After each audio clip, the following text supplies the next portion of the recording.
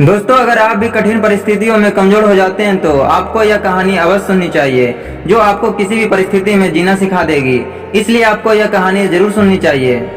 एक बार गौतम बुद्ध एक वृक्ष के नीचे बैठकर अपनी साधना में लीन थे। वह कई दिनों से इस साधना को कर रहे थे।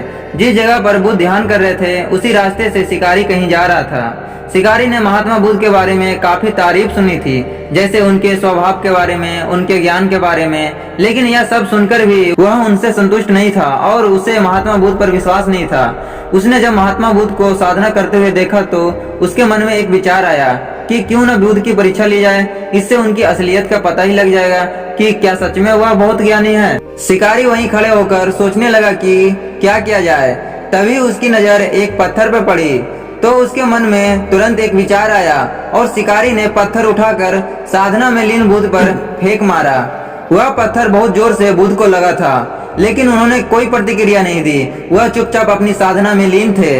बुद्ध का मानना था कि शरीर को तकलीफ होती है, आत्मा को नहीं। दोस्तों, उसी तरह शिकारी द्वारा फेंके गए पत्थर से उनके शरीर को तकलीफ हुई थी, ना कि उनकी आत्मा को, और बिना किसी प्रतिक्रिया के साधना में लगे रहे। शिकारी कुछ समय तक बुद्ध की तरफ देखता रहा और सोचता रहा कि अब महात्मा बुद्ध कुछ तो प्रतिक्रिया करेगा, लेकिन महात्मा बुद्ध अपनी साधना में लीन थे। उन्होंने कोई प्रतिक्रिया नहीं की। कुछ देर बाद फिर शिकारी ने पत्थर से बुद्ध को मारा।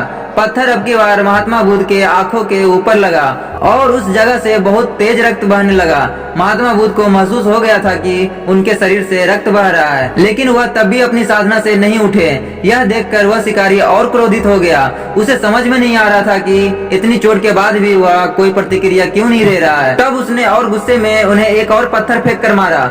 अब की बार बुद्ध के शरीर से बहुत ही तेज रक्त बहने लगा था। उन्हें इतनी पीड़ा हो रही थी कि उनकी आंखों से आंसू बह गए थे, लेकिन तब भी उन्होंने साधना नहीं छोड़ी। यह देखकर शिकारी से रहा नहीं गया और वह गौतम बुद्ध के पास गया और बोला, हे महात्मा बुद्ध, मुझे आपसे कुछ पूछना है। बुद्ध ने इस बार अपनी आंखें खोले। बुद्ध की आंखों की चमक से ही वह व्यक्ति हैरान था। बुद्ध ने कहा, पूछो, क्या पूछना चाहते हो? शिकारी ने कहा, जब मैंने आपको पत्थर मारा तो आपने प्रतिक्रिया क्यों नहीं दी, जबकि आपको चोट लगी थी और आपको पीड़ा भी हो रही थी, लेकिन तब भी आपने कुछ नहीं कहा। तब महात्मा बुद्ध ने बड़ी ही सरलता के साथ कहा, क्योंकि इससे मेरे शरीर को कष्ट हुआ है, मेरे मस्तिष्क को नहीं। यह सुनकर शिकारी अचंभित रह गया। उसने फिर महात्मा बुद्ध से पूछा, तो फिर आपकी आंखों से आंसू बह रहे थे? तब इस पर महात्मा बुद्ध ने कहा, तुम्हारे द्वारा किए गए अनुचित कार्य के परिणाम के बारे में मैं विचार कर रो रहा था। तुमने इतना बड़ा पाप किया है, तुम्हें कैसा सजा मिलेगा? मेरे मस्तिष्क में यही विचार आ रहा है। बुद्ध की बातों को सुनकर शिकारी एकदम हैरान हो गया और वह महात्मा बुद्ध के चरणों में गिर गया। शिकारी ने महात्मा बुद्ध से माफी मांगते हुए कहा कि महात्मा बुद्ध, मुझे क्षमा करें। मुझे आप पर विश्वास नहीं था। मुझे लगता था कि आपकी हर चीज झूठी है, लोग बेकार में ही आपके तारीफ करते हैं, लेकिन मुझे आज यह यकीन हो गया कि आपका ज्ञान सत्य है। मुझे क्षमा करें और मुझे अपने पास शरण दे। गौतम बुद्ध बहुत ही दयालु थे। उन्होंने शिकारी से कुछ नहीं कहा और उसे क्षमा कर दिया। बुद्ध ने उसे अपना आशीर्वाद दे दिया। वह शिकारी महात्मा बुद्ध का आशीर्वाद पाकर एक महान व्यक्ति और साधु के रूप में अपना जीवन व्यतीत करने लगा।